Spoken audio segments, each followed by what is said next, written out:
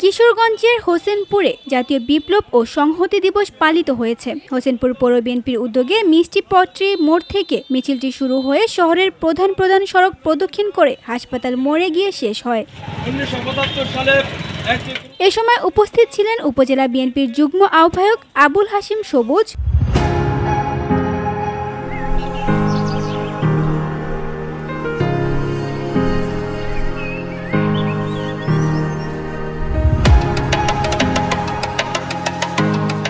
পৌর বিএনপির সাধারণ সম্পাদক ও সাংবাদিক মানসারুল হক রবিন, হোসেনপুর প্রেস ক্লাব সাধারণ সম্পাদক মশিউর রহমান চন্দন, উপজেলা কৃষক দলের সভাপতি আব্দুস সালাম, পৌর বিএনপির সহসভাপতি ওয়াসিম, সাবেক পৌর কাউন্সিলর রবি হোসেন, সহসভাপতি শহীদুল ইসলাম, যুবদলের যুগ্ম আহ্বায়ক নাজমুল ফয়েজ টুটুল, পৌর বিএনপির সহ শিক্ষা বিষয়ক সম্পাদক আতাহার আলী মৃধা মাসুদ।